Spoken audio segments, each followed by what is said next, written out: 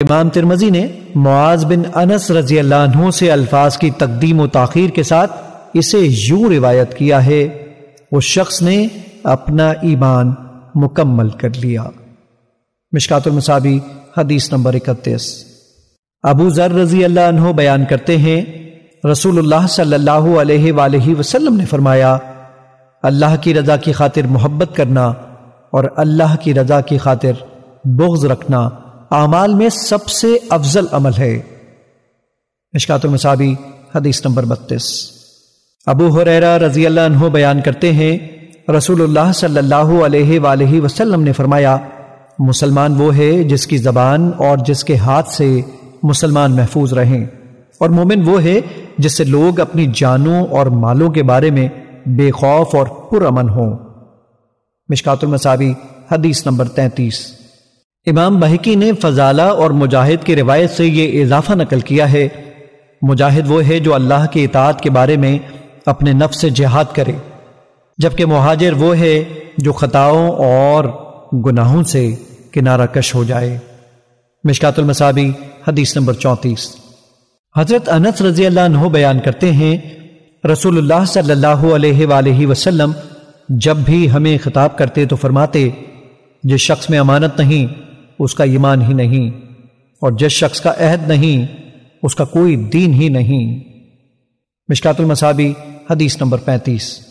حضرت عبادہ بن صامت رضی اللہ عنہ بیان کرتے ہیں، میں نے رسول اللہ صلی اللہ علیہ وآلہ وسلم کو فرماتے ہوئے سنا، جو شخص گواہی دے کہ اللہ کے سوا کوئی معبود برحق نہیں اور محمد صلی اللہ علیہ وآلہ وسلم اللہ کے رسول ہیں، اللہ نے اس کو جہنم پر حرام کر دیا ہے۔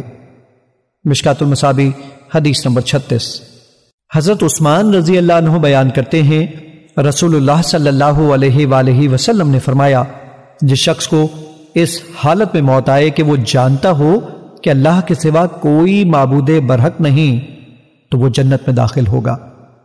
مشکات المصابیح حدیث نمبر 37۔ حضرت جابر رضی اللہ عنہ بیان کرتے ہیں، رسول اللہ صلی اللہ علیہ وآلہ وسلم نے فرمایا، دو خصلتیں باعث موجب ہیں۔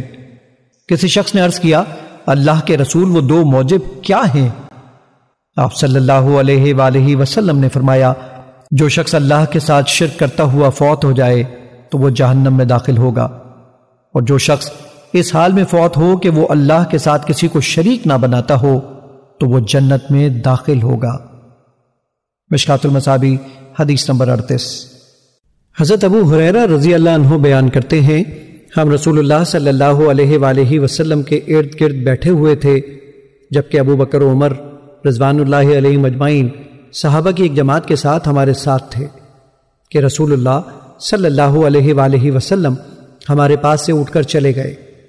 آپ نے ہمارے پاس واپس آنے میں تاخیر کی تو ہمیں اندیشہ ہوا کہ ہماری غیر موجودگی میں آپ کو کوئی تکلیف نہ پہنچائی جائے، پس ہم آپ کی تلاش میں اٹھ کھڑے ہوئے تو سب سے پہلا شخص میں تھا جو پریشان ہوا، تو میں وہاں سے رسول اللہ صلی اللہ علیہ وآلہ وسلم کو تلاش کرنے کے لیے روانہ ہوا، حتیٰ کہ میں انصار قبیلے کے ایک خاندان بنو نجار کے ایک باغ کے پاس آیا تو میں نے اس کا چکر لگایا تاکہ مجھے اس کا کوئی دروازہ مل جائے، لیکن میں نے کوئی دروازہ نہ پایا۔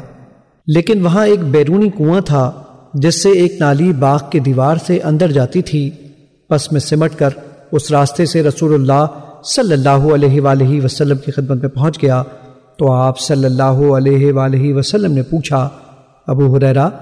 میں نے عرض کیا، جی ہاں اللہ کے رسول۔ آپ صلی اللہ علیہ وآلہ وسلم نے فرمایا، تمہیں کیا ہوا کہ یہاں چلے آئے؟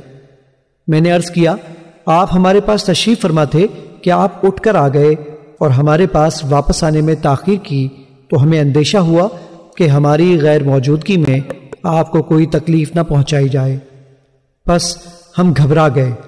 میں پہلا شخص تھا جو پریشانی کا شکار ہوا، پس میں اس باغ کے پاس پہنچا تو میں سکڑ کر اس نالے کے ذریعے اندر آ گیا جس طرح لومڑ سکڑ اور سمٹ جاتا ہے، اور وہ لوگ میرے پیچھے ہیں، اور آپ صلی اللہ علیہ وآلہ وسلم نے اپنے نالین مبارک مجھے دے کر فرمایا، اے ابو ہریرہ، میرے یہ جوتے لے جاؤ اور اس دیوار کے باہر ایسا جو شخص تمہیں ملے جو دل کے یقین کے ساتھ گواہی دیتا ہو کہ اللہ کے سوا کوئی معبود برحق نہیں تو اسے جنت کی بشارت دے دو۔ تو سب سے پہلے عمر رضی اللہ عنہ سے ملاقات ہوئی۔ انہوں نے پوچھا، ابو ہریرہ یہ دونوں جوتے کیسے ہیں؟ میں نے کہا، یہ دونوں جوتے رسول اللہ صلی اللہ علیہ وآلہ وسلم کے ہیں۔